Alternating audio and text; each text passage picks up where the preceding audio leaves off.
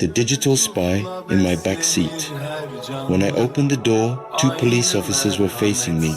In their hands was an accusation that didn't belong to me, and inside was my 4-year-old son burning with fever. I was being accused of luring a woman to my home, harassing her, and theft. Yet my only crime was dropping a drunk passenger off at her home the previous night. If you think steering the wheel with Uber, Lyft, Hop makes you free, follow this story to the end, because you will see how a person's life can be darkened for a $20 return fee.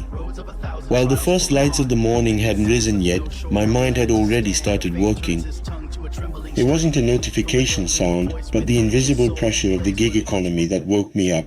I thought about Saturday night, bar closing time, drunk passengers, risks, but also the peak of dynamic pricing. In this job, every opportunity was simultaneously both a blessing and a curse. Walking to the kitchen, I paused at my 4-year-old son's room. His breathing was wheezy.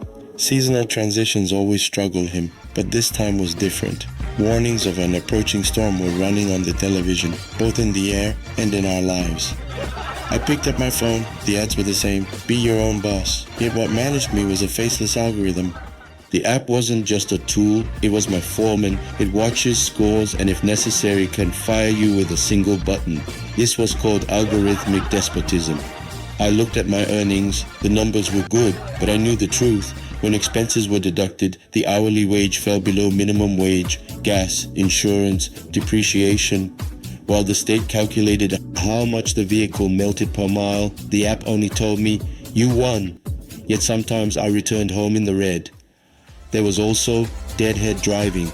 Those grey times when we are passengerless but considered working, waiting for hours, receiving nothing in return, just waiting. Last night's final ride came to my mind. 2 young women, a bar ride. They were cheerful and had left a $7 tip. Everything seemed fine for that moment. But while driving with Uber, Lyft, Hop, peace was a temporary illusion lasting until the next notification. In the afternoon, the sky darkened and my son's fever rose. My wife had gone out to get groceries and medicine, so I did something I rarely do and came home early. I was home, but my mind was still busy with rates, wondering if I would be penalized for closing the app. The door rang, the front door. I looked out the window. 2 police officers came in and got straight to the point. There is an Apple AirTag here. I was being accused of stealing a tracking device from a woman's bag and claiming to use it to lure her to my home. While my sick child lay inside, I was being accused of harassment and theft in my own home. This accusation threatened not only my freedom, but my livelihood. I am an Uber driver, I said. It might have been forgotten in my vehicle, but they showed the screen where the AirTag was moving. My car.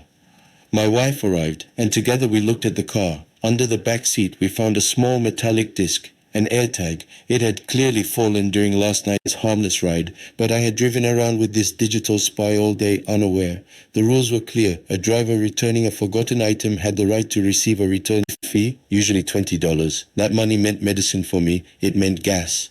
I told this to the police that I wanted to return the device and get my fee, but they said, no, this is a police case, took the device and left.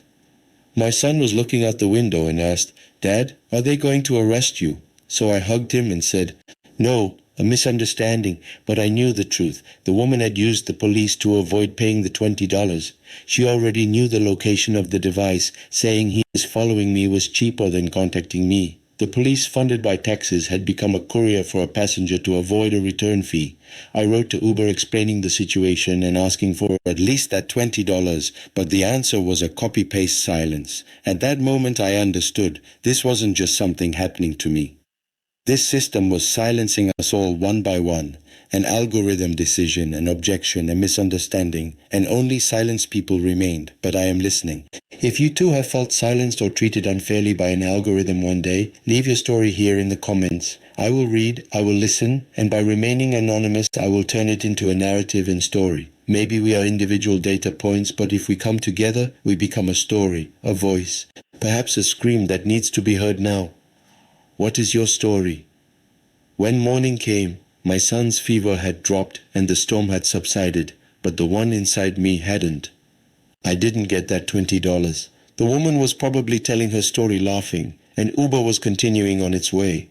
As for me, I had to accept that day when police came to my house as an occupational hazard, because the next day I would open the app again, press go online again, because rent, gas and medicines were more important than my pride.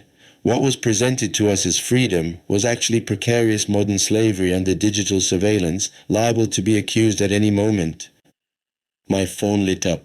Demand is increasing in your area? I took a deep breath and didn't answer, but I knew I would go out soon because I had no other choice. And perhaps this was the system's greatest success, making us believe we have no other choice.